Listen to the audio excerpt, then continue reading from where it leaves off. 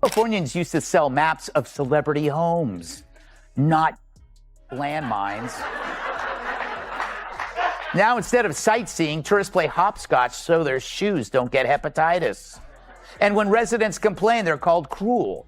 And now we're supposed to believe Gavin? Hell no. All the problems of the last decade were based on his and his party's lies.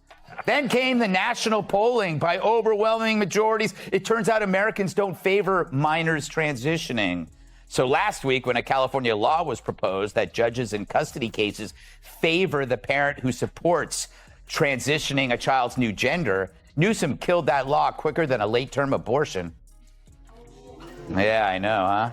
Now the left, being the left, was outraged, but they missed something, because now Newsom says he only vetoed it since it's already the law. Remember when California was known as the land of dreams, the place everyone wanted to be with the sunshine, the beaches, the Hollywood glamour, and the tech boom? Now it feels more like a warning story than a golden promise. People no longer say they are moving to California for opportunity. Instead, they say they are leaving before the taxes, crime, and disorder consume them. And at the center of this collapse is Governor Gavin Newsom, a man who, if you only listened to his speeches, would seem to be running the most successful state in the nation. But if you actually live there or even just visit, you see something very different. And that is exactly what Greg Gutfeld tore into him for in his takedown, which was harsh, but also accurate. Newsom is the master of political theater, like that coworker who brags in meetings, looks sharp, smiles for the boss, but never delivers. He thrives on appearances, rehearsed, polished, and staged perfectly for the cameras. Yet once you strip away the shine, what remains is a state falling apart under his policies, with homelessness exploding, crime rising, families fleeing, and businesses relocating faster than you can say. Texas real estate looks good right now, and instead of fixing the problems, Newsom acts surprised when people call it out like a bank robber, angry that the police caught him on video during his 26th job. Not sorry for the robbery, just sorry for being exposed. So Newsom is fed up with tent cities, the crime, the urban decay?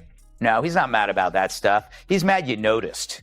It's like a criminal telling a jury he's sorry he robbed 25 banks when he's just sorry he got caught on the 26th. Because this isn't some spontaneous crisis. It's a man-made disaster like Chernobyl or Fox and Friends.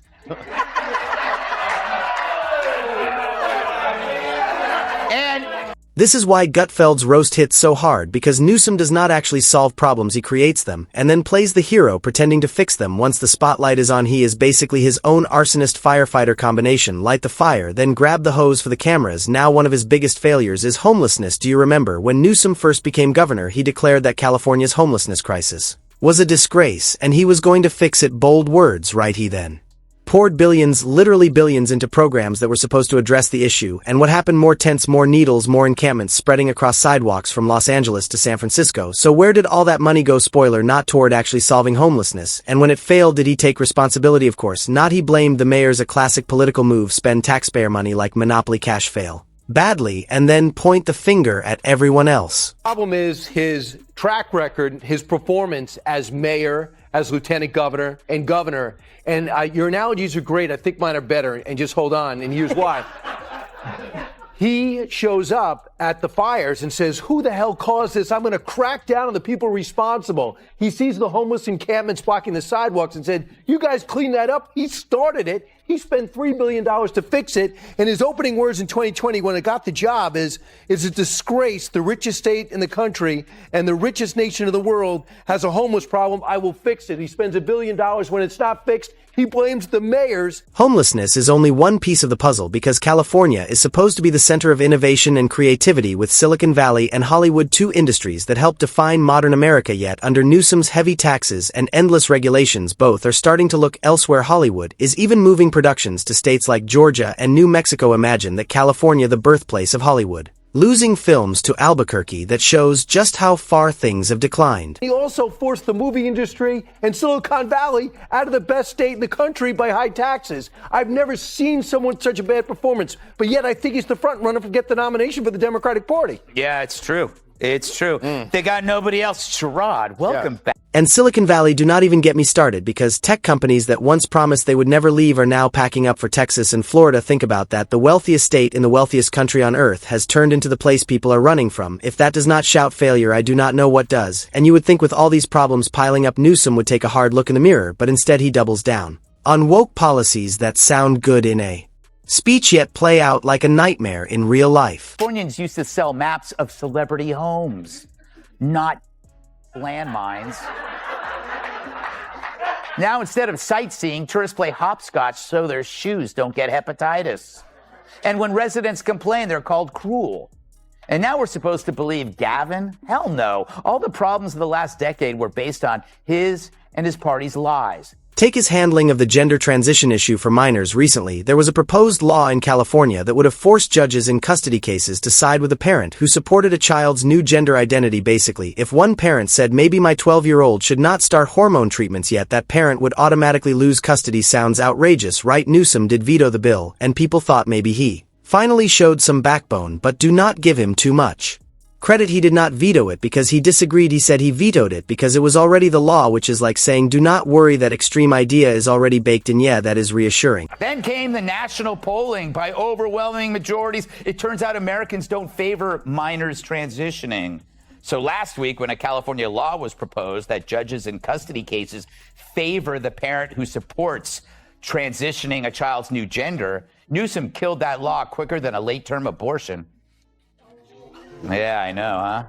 Now the left, being the left, was outraged, but they missed something, because now Newsom says he only vetoed it since it's already the law. And here is the thing: most Americans do not support minors going through gender transitions. Polls show it, and plain common sense shows it, yet politicians like Newsom keep pushing it because it appeals to a certain activist base. It is not really about the kids, it is about the politics, and that is the core problem with Gavin Newsom. Every move he makes is about political theater. Remember when Texas Governor Greg Abbott cracked down on parents of transitioning minors, and Newsom tweeted that California's doors were open to all. He was literally inviting people from other states to bring their issues into California, as if the state was not already drowning. That is not leadership, that is pure virtue signaling. Last year, after the Texas Governor Abbott ordered that parents of transitioning children should face criminal investigation, Newsom then tweeted this: trans kids and their families should be celebrated, not targeted by the state.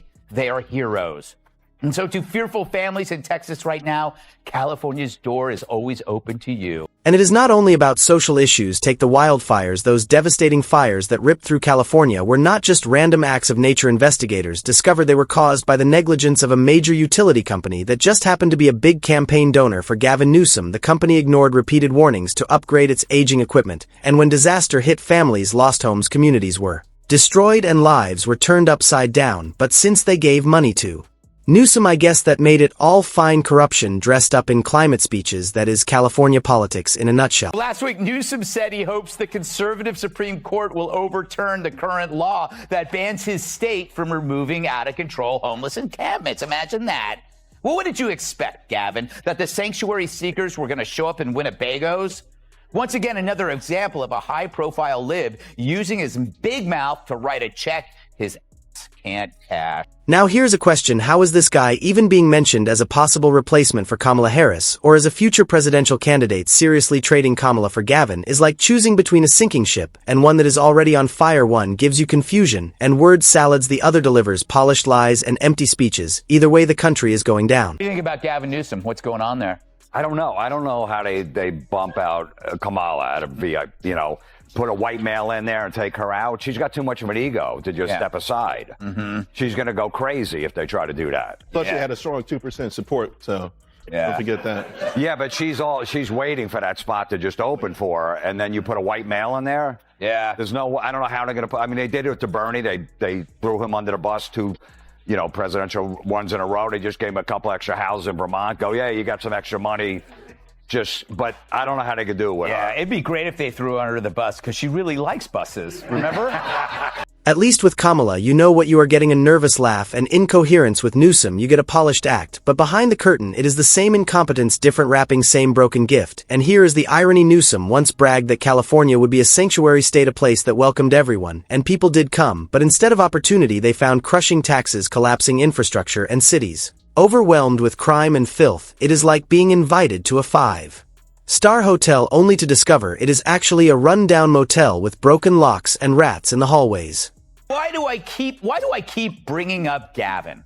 Well, other than my respect for his work in American Psycho, he's starting to distance himself from his party's worst ideas. Newsom, a guy who hates fossil fuels but could still bring down the price of gas by wringing out his hair, once proclaimed that his state would be a sanctuary to all who seek it.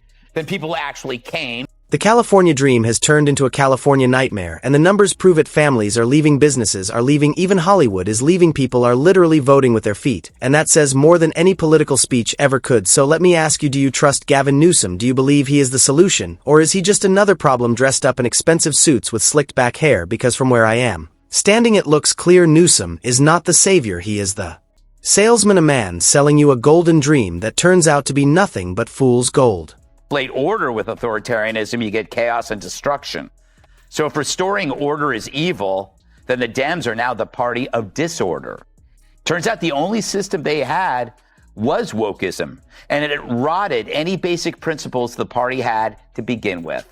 Which is why, like Gavin himself, they're left looking at 2028's hopes going up in flames. And this time, no one is going to help them put it out. And that is why Gutfeld's roast landed so well, because it cut through the glossy image and revealed the decay underneath. California does not need more speeches, it needs real solutions, and Gavin Newsom has proven time and again he is not the one to deliver them. So what do you think? Is Newsom just another polished disaster, or do you believe he actually has a chance at fixing California or even running for president someday? Drop your thoughts in the comments, because I want to hear your take, and if you are enjoying this breakdown, make sure to like, subscribe, and ring the bell so you do not miss the next takedown, because with politicians like Newsom, there is never a shortage of material. In the end, California was once the dream, but under Newsom it is looking more and more like a nightmare, and if that is the future he is offering the rest of the country, then no thanks.